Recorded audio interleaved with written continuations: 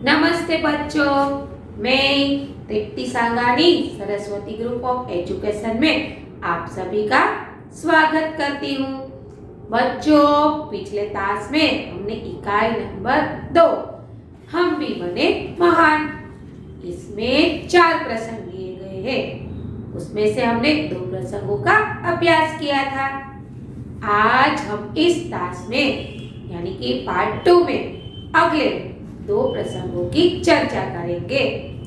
उससे पहले पिछले तास में हमने जो अभ्यास किया है उसे फिर से दोहरा लेते हैं, ठीक है? चलो, इस इकाई का साहित्य प्रकार कौन सा है?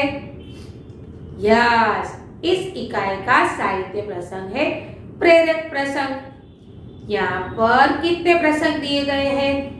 यहाँ पर 4 प्रसंग दिए गए हैं। पहले प्रसंग में कौन सी बात है? पहले प्रसंग में कर्तव्य की बात है। यह प्रसंग किसके ऊपर से दिया गया है? यह प्रसंग स्वामी विवेकानंद के लिए ऊपर से लिया गया है। जब स्वामी विवेकानंद छोटे थे तब उसके जीवन में जो प्रसंग घटित हुआ वो यहाँ पर दर्शाया गया है। स्वामी विवेकानंद का नाम है नरेंद्र। जब वो छोटे थे तब उसने 2 रुपए का एक शिवलिंग खरीदा। उसके बाद उसके पास एक चवन्नी बची। जब वो शिवलिंग लेकर जा रहे थे तभी एक रोता हुआ लड़का उसे दिखाई दिया। नरेंद्र ने उसे पूछा कि तुम भला क्यों रो रहे हो? तब उस बच्चे ने बताया कि मेरे पास एक चवन्नी थी जो कहीं खो गई है। अगर वह नहीं मिली तो मेरी माँ मुझे डांटेगी और पीटेगी। यह सुनकर नरेंद्र ने अपने पास जो चवन्नी पड़ी थी वह उसे दे दी। फिर नरेंद्र आगे बढ़े। तब एक मोटर के सामने एक लड़का जा रहा था। वह मोटर से टकराने वाला था। तभी स्वामी विवेकानंद यानी कि नरेंद्र ने उसे झपट लिया और दूर कर दिया। इस घटना के कारण उसके हाथ में जो शिवलिंग था जो उसने 2 रुपए में खरीदा था वो नीचे गिर गया। वहां पर बहुत सारे लोग इकट्ठा हो गए थे। तभी उसमें से किसी एक ने कहा कि अरे, इस बेचारे ने कितने प्यार से यह शिवलिंग खरीदा था, लेकिन इस परिस्थिति के कारण उसका शिवलिंग टूट गया। यह बात सुनकर स्वामी विवेकानंद ने बताया कि इंसान की जान हमसे ज्यादा महत्वपूर्ण है। इंसान सबसे ऊपर है। इस शिवलिंग का मूल्य चाहे कितना हो या ना हो, लेकिन इंसान का मूल्य सर्वश्रेष्ठ है और हमारा पहला कर्तव्य है दूसरों की जान बचाना। तो यह पहला प्रसंग था। दूसरा प्रसंग था गोपाल कृष्ण गोखले के ऊपर।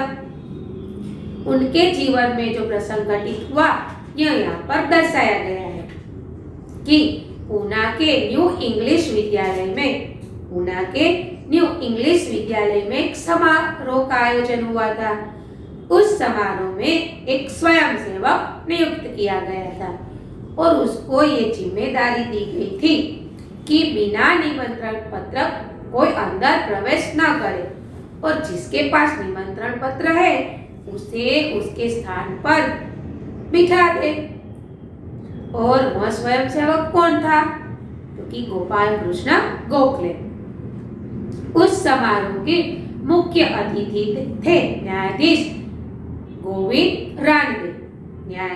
महादेव गोविंद रानडे। जब वो समारोह में आते हैं तब तो स्वयंसेवक यानी कि गोपाल कृष्ण गोखले उसे रोकते कि आप पहले अपना निमंत्रण पत्र दिखाइए। तब गोविंद जी कहते कि मेरे पास तो निमंत्रण पत्र नहीं है।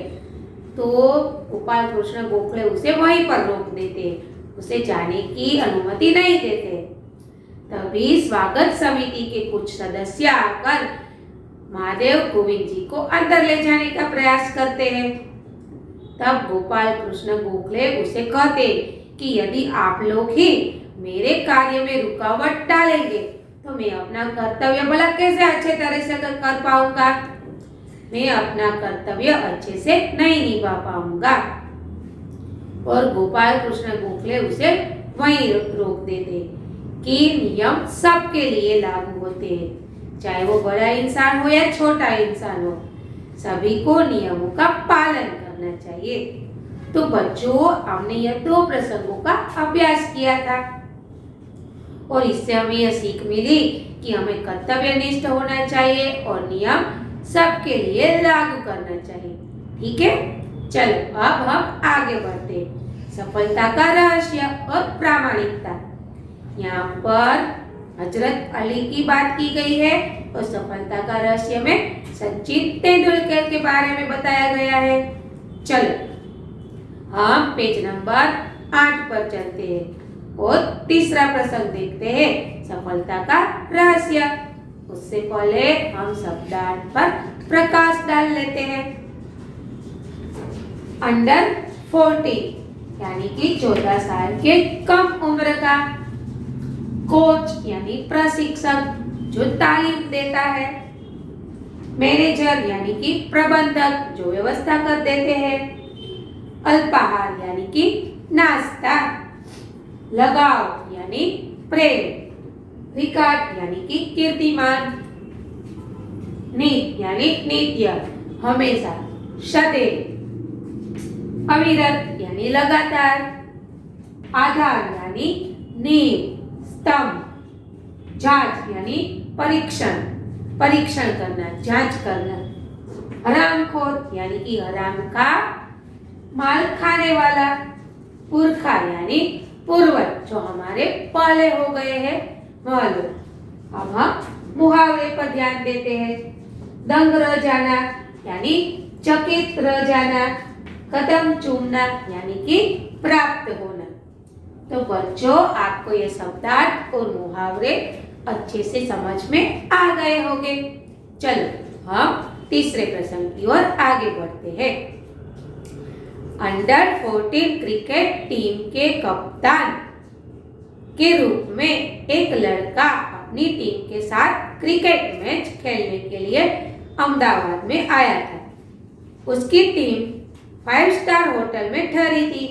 सुबह उठते ही पूरी टीम कोच मैनेजर के साथ अल्पाहार के लिए तैयार थी। एकमात्र कप्तान नहीं दिखाई दे रहा था। उसे ढूंढने के लिए पूरी टीम लग गई, पर वह नहीं मिला। देखो, यहाँ पर दृश्य दिखाया गया है, प्रसंग दिखाया गया है क्या कि अंडर 14 यानी कि 14 साल के कम उम्र का जो एक क्रिकेट मैच का आयोजन हुआ था, उसका एक कप्तान था।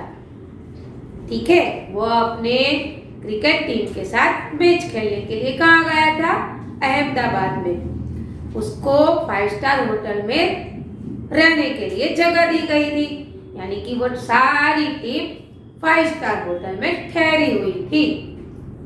सुबह उठते ही सब लोग क्या करते हैं? टीम के सदस्य मैनेजर के साथ नाश्ता करते हैं, यानी कि अल्पाहार लेते हैं। तभी क्रिकेट टीम का जो एक कप्तान था वो कहीं पर दिखाई नहीं दे। सभी लोग उसे ढूंढने में व्यस्त हो गए, लेकिन वह कहीं नहीं मिला। चलो अब आगे देखते हैं।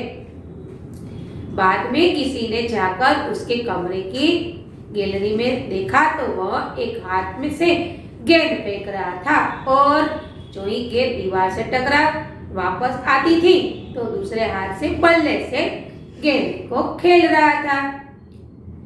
साथी खिलाड़ी टीम में शामिल होने पर ही संतुष्ट थे, लेकिन वह कप्तान होकर भी सारी रात अपने आप अभ्यास करता रहा। उसका अभ्यास एवं क्रिकेट के प्रति लगाव देखकर कोच, मैनेजर और सभी साथी खिलाड़ी दंग रह गए। देखो, सब लोग क्या कर रहे थे? सुबह सुबह मैनेजर के साथ बैठकर नाश्ता कर रहे थे और कोच भी उसके साथ थे। लेकिन जब वो कप्तान नहीं दिखाई दिया तब उसके कमरे की जो गैलरी थी वहां से किसी ने देखा कि वो लड़का एक हाथ से गेंद को फेंक रहा है और दूसरे हाथ से जब वो दीवार से टकराकर गेंद वापस आता है तब वह बैट से उसे मार रहा है। ठीक है। सब लोगों को आश्चर्यचकित हुआ, सब लोग दंग रह गए कि ये कप्तान का अपने मैच के प्रति, अपने क्रिकेट के प्रति कितना लगाव है, और वह प्रैक्टिस करता है, यानी कि अभ्यास कर रहा है। चलो अब आगे देखते हैं। आगे चलकर इसी लड़के ने क्रिकेट जगत में अद्वितीय सफलता प्राप्त की। कई विश्व रिकॉर्ड उसके कदम चूमने लगे, यानी कि उसने बहुत सारे विक्रमों को तोड़ा। मैंने विक्रम किसे कहते हैं? जब कोई इंसान किसी चीज में, जैसे क्रिकेट की ही बात कर लेते हैं, यदि कोई वनडे में 100 रन से अधिक रन बनाने वाला एक ही इंसान हो तो उसने वह विक्रम स्थापित किया कहलाता है। यदि कोई इंसान, यानी कि उस टीम का दूसरा व्यक्ति, उससे आगे चलकर कोई अच्छे और रन बनाए तो उसका विक्रम टूटा हुआ बताया जाता है। यानी कि यदि किसी एक इंसान ने अपने वनडे में 200 रन बनाए हैं, ये उसने विक्रम स्थापित किया है। आज तक ऐसा किसी ने नहीं किया। पर बाद में कोई और इंसान इसी क्रिकेट मैच में 200 से अधिक रन बनाता है तो उसने पहले का विक्रम तोड़ दिया, ऐसा कहा जाता है। तो यह लड़का क्या करता है? यह क्रिकेट में अद्वितीय सफलता प्राप्त करता है, क्योंकि उसने बहुत सारे विक्रम तोड़ दिए, बहुत अच्छे अच्छे रन किए। किसी ने उसकी सफलता का रहस्य पूछा तो वो बड़ी विनम्रता से उत्तर दिया कि मैं हर मैच के 3 बार खेलता हूँ। मैं हर मैच को 3 बार खेलता हूँ, पहले अभ्यास के रूप में, दूसरी बार सचमुच मैच में, और तथापि मैच के बाद मूल्यांकन एवं सुधार आवश्यकता के रूप में। देखो कितनी महान बात बताई। वह कप्तान बताता है कि मैं मैच 3 बार खेलता हूँ। कैसे? पहले प्रैक्टिस के रूप में, बाद में जो सच में मैच हो रही है उसमें, और तीसरी बार जब मैच खत्म हो जाता है तब अपना परीक्षण करने के लिए कि मैंने कहाँ कहाँ गलती की है। यानी कि वो एक मैच 3 बार खेलते हैं। यह लड़का कोई और नहीं, क्रिकेट की दुनिया में सफलता के नीति एवं कीर्तिमान स्थापित करने वाला हमारा सचिन रमेश तेंदुलकर है। सचमुच एकाग्रता, अविरत अभ्यास, कठोर परिश्रम एवं लगन की सफलता के आधार है। देखा बच्चों, यहाँ पर हमें सचिन तेंदुलकर के इस प्रसंग से सीखने को मिलता है कि यदि हम पूरी लगन के साथ, पूरे परिश्रम के साथ उसका बार बार अभ्यास करेंगे तो हम सफलता अवश्य प्राप्त कर पाएंगे। और सफलता का आधार कौन सा है? एकाग्रता, अविरत अभ्यास और कठोर परिश्रम। चलो अब हम चौथा प्रसंग देखते हैं, प्रामाणिकता का। पेज नंबर 9 पर आ जाइए। एक दिन हजरत अली राज के खजाने की जांच करने गए। काम करते करते अंधेरा हो गया, मोमबत्ती जलाई गई। थोड़ी देर बाद 2 सरदार अपने निजी काम के लिए उसके पास आए। हजरत अली ने उन्हें बैठने के लिए कहा। हिसाब की जांच पड़ताल पूरी हुई। हजरत ने मोमबत्ती बुझा दी और मेज के खाने में से दूसरी मोमबत्ती निकालकर जला ली। देखो हजरत अली क्या करते हैं? क्या करते हैं? वो खजाने की जांच करने जाते हैं। क्या करने जाते हैं? खजाने की जांच करने जाते हैं। फिर क्या होता है? जब वो जांच कर रहे थे तब बहुत अंधेरा हो गया था, इसीलिए उसने क्या किया? तो एक मोमबत्ती जलाई। जब वो कार्य कर रहे थे, यानी कि जांच पड़ताल कर रहे थे, तब क्या हुआ? तब 2 कौन आए? सरदार, अपने निजी काम के लिए।